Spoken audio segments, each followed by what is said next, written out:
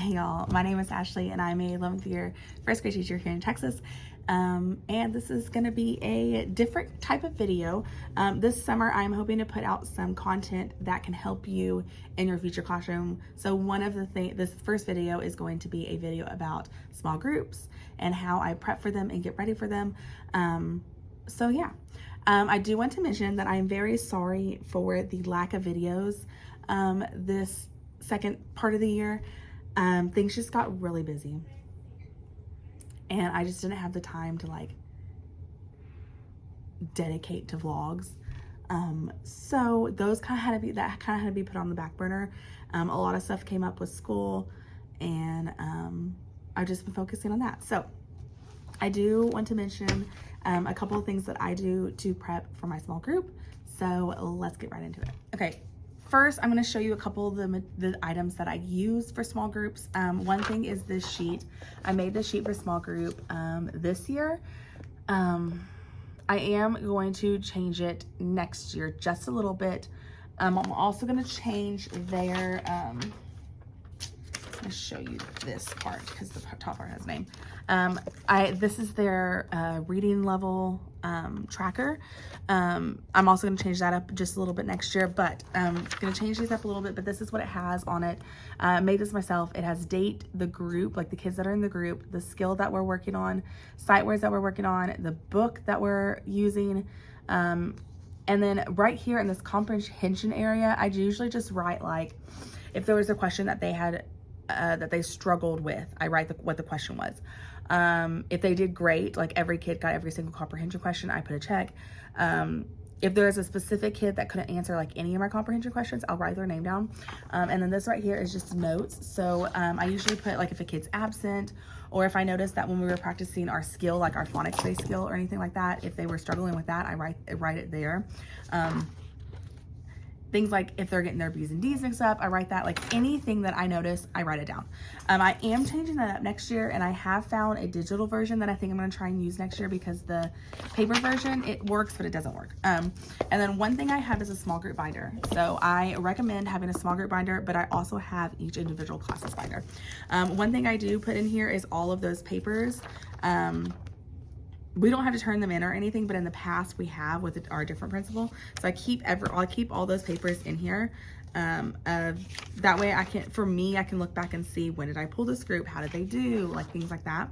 And then I have a section in here for each class. And in here is just their reading, not their reading logs. Their, oh God, what's the word I'm looking for? Their F&P tracker, so I can track their progress through the reading levels.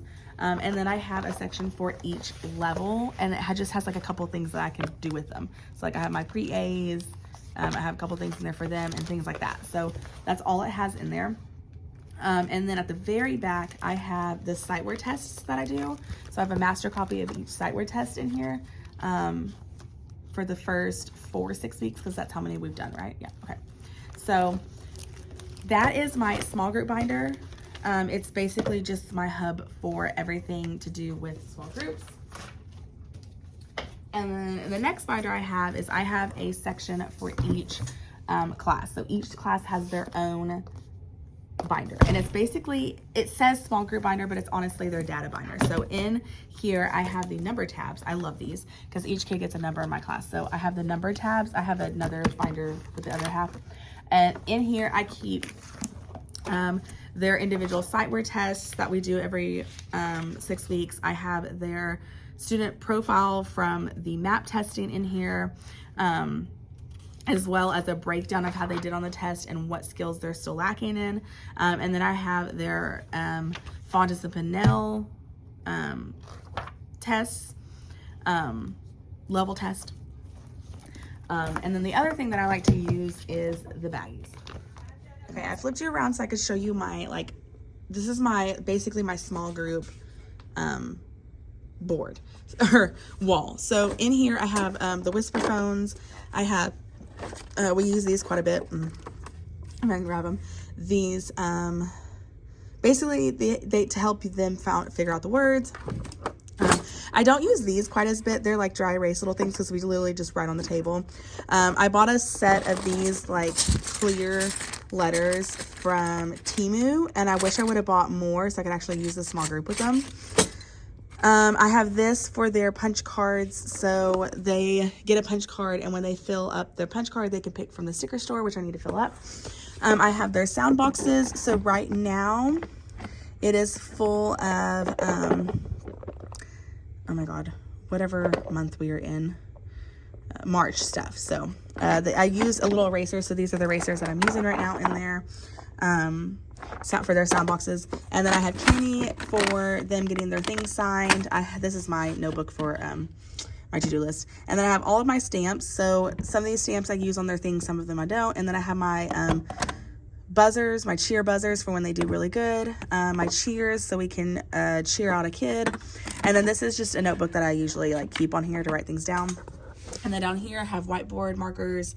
I have crowns and markers, and then I have pencils for when we do like paperwork and stuff, like papers and stuff. And then I have Play-Doh for making words. I have my letter boards, my sand boxes, and then down here is those dry erase sleeves with papers in them to build stuff.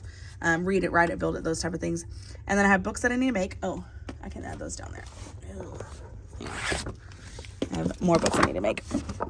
And then I have, oh crap, I think I just double printed all that. That's okay. And then I have extra of the bags and folders. And then this is where I keep my decodable readers. All of that is not necessary. I've been collecting those things for quite a while, and you'll notice my wall is blank behind me because I'm getting a big whiteboard put in. I actually just put the maintenance request in for that last week. So I do want to say though, so what I start with is I always test my kids. When they come in, I always test them on their F&P level to see what level they're on, and then I always test them on their phonics skills and to see, and it basically helps me figure out where to put them in decodable readers, and I always see where they are, what they're lacking, what they need help with, and then we do our decodable readers. So what I really like about the decodable readers I have, and I will leave them linked down below, is on the back, it has the sight words that you need to go over with them. It has the words that they will be using in the sight words. So this is all like short vowel stuff. But it has the words that they will be seeing in the book. So a lot of times we will build these words together. And same thing here, but we'll build these words together. And then it has comprehension questions to ask. I ask more than just these two, but it gives you at least some. So it gives you somewhere to start with. And then all the books are basically, they're super simple, super easy to print. They're just really nice books and I really enjoy them. And they have an A and a B version. So you can differentiate your groups based on that. So I have the A version and then I have a B version. So if I have like a group that still needs help on short vowels, but they're a little higher than this A book, I can give them the B book. So that's really nice. And that's what we do. So that's how I get them where I need to get them. Once a kid has accomplished every single phonics skill and I feel like they're really good, we move to the leveled books, which are these. These are the leveled books we have for our curriculum, and it tells you on the back what level they are on. And this is where their testing falls in. And the reason I don't throw them into these level books right away is because it's full of different skills. So like you have OO here, you have a Y, a W, you have compound words like a way, you have suffix S. And for, what's the word I'm looking for? So for teaching kids how to read, that's really hard for some of them because all those different skills, it really confuses them where they're reading. So that's why I do decodable readers. So I do decodable readers first, and then once they've accomplished every skill and I feel confident enough to give them one of these books, we move to these books. I actually have a couple of groups that are on these books. And some kids that are still working through their phonics, and that's okay. That's where they are phonetically, and that's what we work on. So that's what I do. And like I said, you don't necessarily need all those things for your small groups. Those are just things that I use to make it a little bit more fun.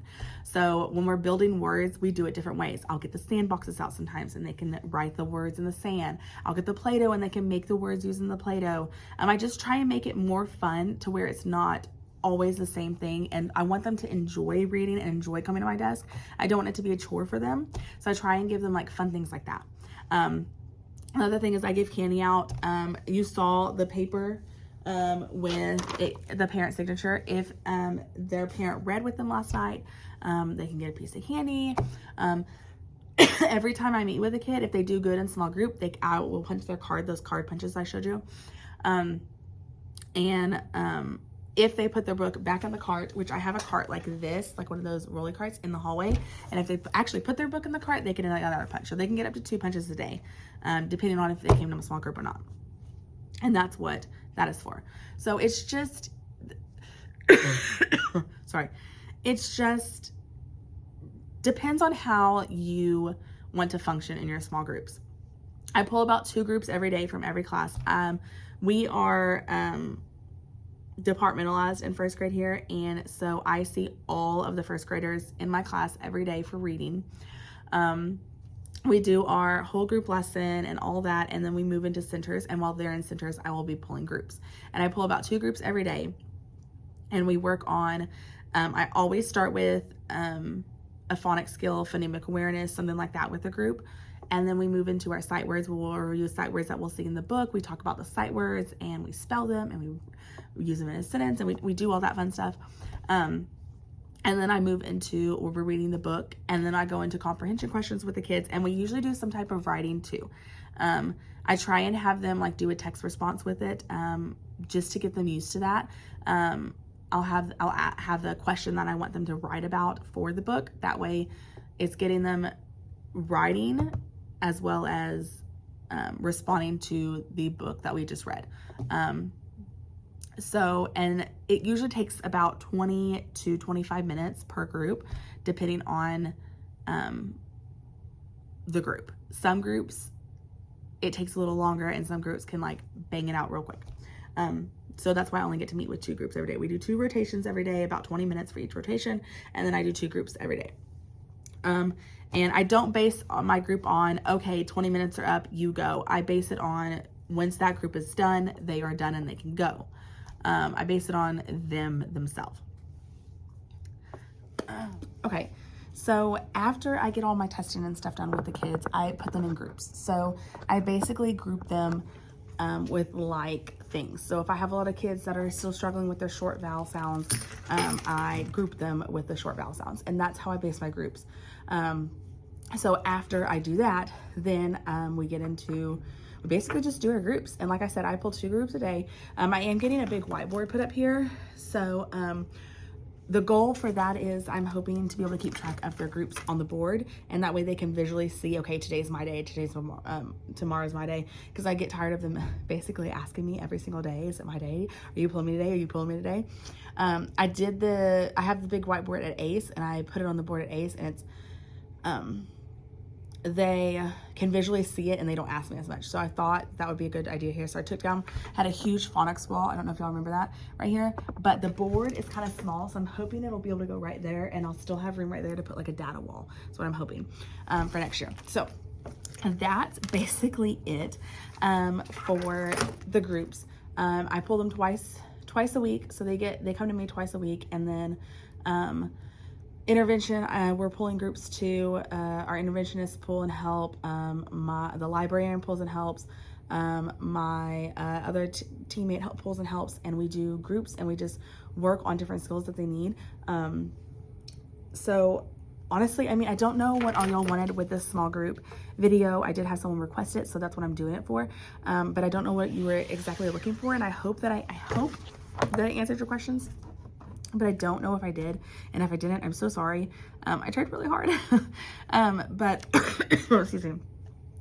I try and spend about 20 minutes with each group. Like I said, sometimes it goes over, and sometimes it's less than that, because they get the content within the time, with less time than needed. But I always try and do some writing with them, and it's usually about the story. I don't try and just like write something random. It's usually about the story that we're responding to the story, to get them used to like looking up the answers and things like that is what I'm trying to do. I'm trying to instill those like skills into them. And then we always read a story. We always work on sight words. We always do some types of phonics skills, phoneme awareness, something like that with them. And then comprehension, I always ask them comprehension questions. And yeah, so that's basically what I do with each group. And our like phonics skill, it could be that day I am having them change a sound, or it could be that day I'm having them build a word. And that's when some of these things come in handy, is we're building words. It could be that we're, I mean, I don't know, it could be anything that I can think of off the top of my head, rhyming, anything like that. So we do, like the skill changes that I work on. That's why I have a section to mark the skill, because I want to know specifically what I was working on with that group and if it helped or not. So yeah, that's basically where I am at for small groups. If you want any more information, just leave comments down below of what exactly you're looking for. I mean, I can try and run you through a small group, and show you what it looks like in my classroom. So yeah, just let me know and I will try and get what I can for you guys. But that is how I prep for my small groups. I plan for them. I test beginning, middle, and end of the year, and that helps me throughout the year, like keep them on track and keep them where they need to be. But that's what I do, and it's been working, and I'm really proud of the progress the kids this year have been making. They have been doing wonderfully. So yeah, I didn't do decodables for this year. I just did level books, and it wasn't working in the past. Like it was, but it wasn't. For some of my lower babies, it just wasn't working. So I'm trying to adjust, and that's all it is. It's constant adjustment. In small groups, you constantly have to adjust what you're doing and constantly have to reevaluate. And I do running records on the kids all the time, just to keep track and make sure that I'm doing what I need to do for them. It's just making notes, lots of notes. I make lots of notes. So sometimes I do switch groups up based on what I'm seeing. Like if all these kids are like struggling with the same skill, I'll put them together. If some kids are ready, but some kids are not, I'm adjusting the groups. Like we just adjusted our groups last week, based on some information that we had been gathering. So I just did all that. So yeah, but that's basically it. That's what I do. That's how I run my groups. And yeah, the kids seem to do really good. Oh, and I have like little finger puppets and things like that they can, I don't know where I have them. Oh, this is my small group, like, thing in here too. So I have like other things in here that we can do. But I have those like fingers and the eyeballs and things like that in there. That they get as rewards. So if they did really good the day before on reading, they can earn a reward if getting one does, and they really enjoy those and really like them. But yeah, so I am gonna go, guys. I hope this helped you. If there's anything else you want to know, just leave a comment down below, and I'll catch you in my next video. Bye, y'all.